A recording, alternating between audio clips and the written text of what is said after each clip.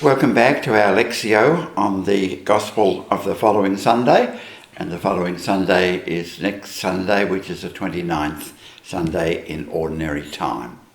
We invite you now to listen to the text. James and John, the sons of Zebedee, came forward to him, to Jesus, and said to him, "Teacher, we want you to do for us whatever we ask of you." And he said to them, "What is it you want me to do for you?" And they said, "Grant us to sit one on your right hand and one at your left hand in your glory." But Jesus said to them, "You do not know what you are asking. Are you able to drink the cup that I drink, or be baptized with the baptism that I am baptized with?" They replied, "We are able." Then Jesus said to them, "The cup that I drink, you will drink, and with the baptism with which I am baptized, you will be baptized. But to sit at my right hand or at my left is not mine to grant, but it is for those for whom it has been prepared." When the 10 heard this, they began to be angry with James and John. So Jesus called them and said to them, "You know that among the Gentiles, those whom they recognize as their rulers lord it over them, and their great ones are tyrants over them. But it is not so among you. But whoever wishes to become great among you must be your servant, and whoever wishes to be first among you must be slave of all. For the Son of Man came not to be served, but to serve, and to give his life a ransom for many." I think to understand this text, we need to look at the context, as I usually say. And 3 times in the Gospel of Mark, in the second part, when Jesus is talking only to his disciples mainly, and educating them about the nature of the Messiah that he is. So on 3 occasions, he foretells that he is going to suffer. And on each occasion, immediately, the disciples don't understand. And immediately after that, Jesus begins to talk about discipleship to them.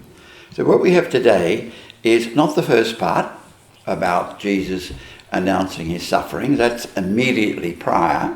But what we have here is the second part where the disciples don't understand, and Jesus then giving him some thoughts on Christian discipleship.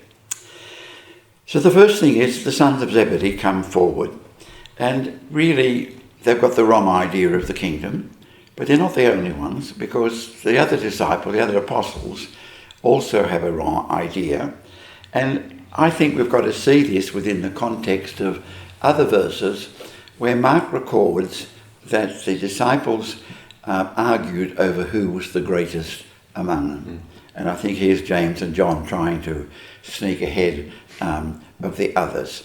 And this seems to have been a major issue because Luke records this at the Last Supper. At the Last Supper, the disciples were wondering about who's going to be the greatest. And the lesson of the Lord fits in with what comes down further. He uses the image, who is the greatest, the one who sits at table or the one who serves? Surely it's the one who sits at table, but I have come as the one who serves. So I think we need to see it in terms of that struggle. And of course, to sit on the right and the left, they're the top jobs. So you would have been the main people after the boss, as it were. The reference to the cup and the baptism, I think they're traditional sayings at the time about suffering. So clearly Jesus is telling them that they're going to have to suffer, and they're acknowledging that they are able to drink it.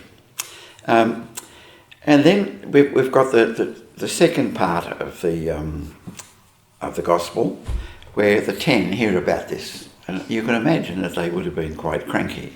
Although Matthew tries to sort of explain it away.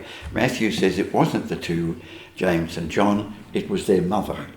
Yeah, you sort of expect that mothers would have But anyway, when the 10 heard this, they began to be angry because they would have been jealous about the rivalry. So it's then that Jesus begins to talk about discipleship. They've misunderstood, and he talks about the fact that Christian discipleship and leadership is different from the Gentiles. That the Gentiles, the leaders lorded over people, and even in our own time we can see that taking place. And Jesus goes on to say that if you're going to be a leader, then you've got to be the least. You've got to be the servant. And he then goes on to say that very famous phrase there, the Son of Man came not to be served, but to serve and give his life for many. So if we take into account the passion story and the misunderstanding and the teaching of Jesus, then really we've got a good understanding of what the message is.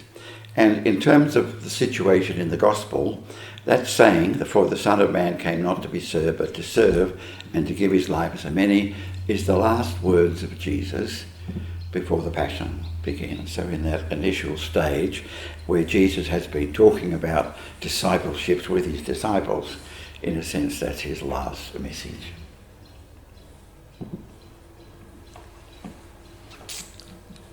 John, I have to say this, it's got nothing to do really with this story, but I couldn't help thinking of the Murdoch family, and I can say this because it's in the news, and even to the last day, this incredible, who's going to succeed, who's the greatest, is it that, yes. The mother, she's promoting one son against the other.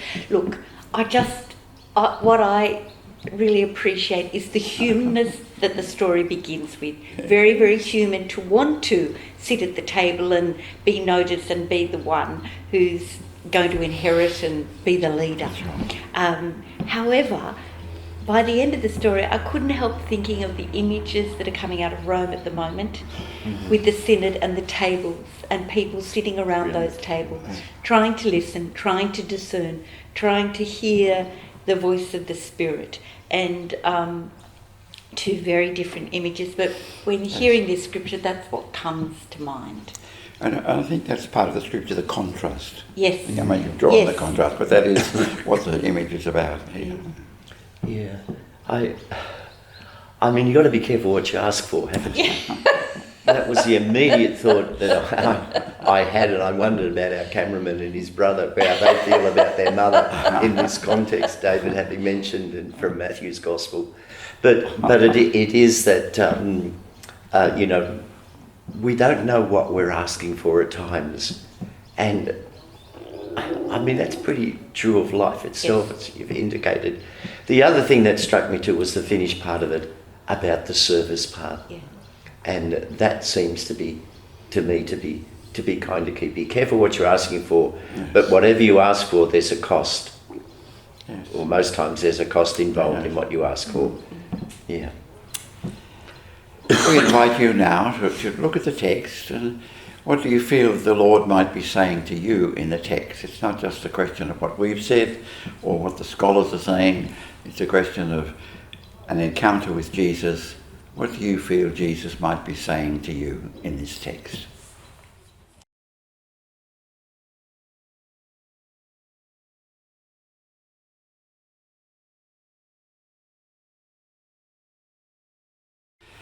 Welcome back. We invite you now to listen to the text again. John and James, the sons of Zebedee, came forward to him and said to him, "Teacher, we want you to do for us whatever we ask of you." And he said to them, "What is it you want me to do for you?" And they said to him, "Grant us to sit one at your right hand and one at your left in your glory." But Jesus said to them, "You do not know what you are asking. Are you able to drink the cup that I drink, or be baptized with the baptism that I am baptized with?" They replied, "We are able." Then Jesus said to them, "The cup that I drink, you will drink, and with the baptism with which I am baptized, you will be baptized. But to sit at my right hand or my left hand is not mine to grant, but it is for those for whom it has been prepared." When the 10 heard this, they began to be angry with James and John. So Jesus called them and said to them, "You know that among the Gentiles, those whom they recognize as their rulers lord it over, and the great ones are tyrants over them. But it is not so among you.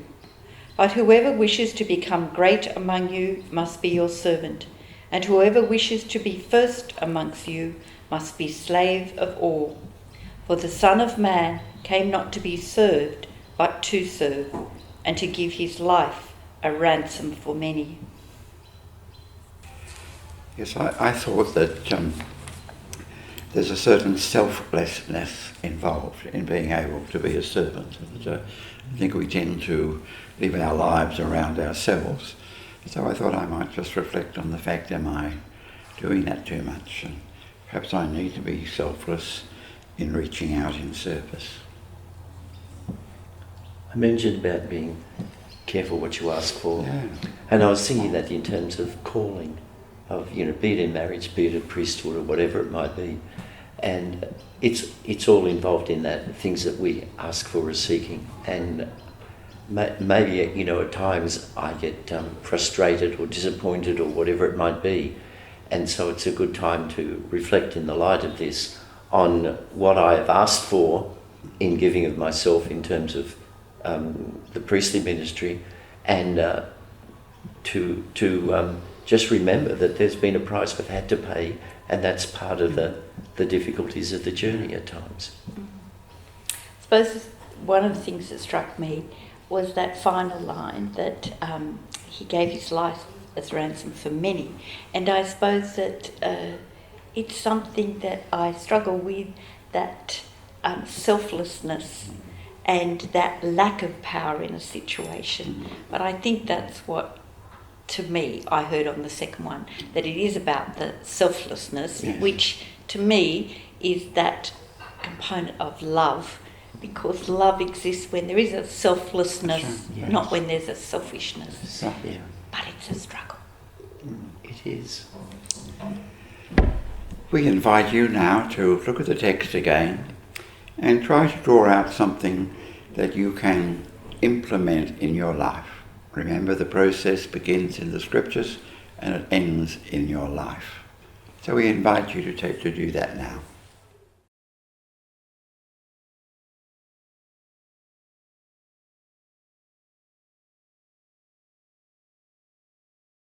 We invite you now just to spend a short time in prayer, because we're talking about the spiritual journey, a supernatural journey, and we need for the grace of the Lord to do it. Without me you can do nothing, the Lord said.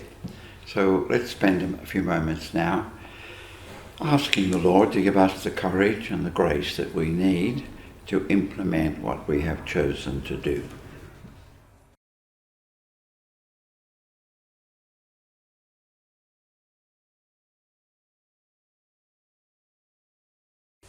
Thank you for being with us. We appreciate that you give time to reflect with us on the Lord's Word.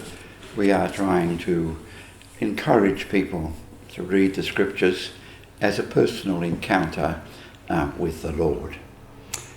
So we finish now, as we usually do, with the reading from the Liturgy of the 29th Sunday in Ordinary Time. Almighty ever-living God, grant that we may always conform our will to yours and serve your majesty in sincerity of heart, through Christ our Lord.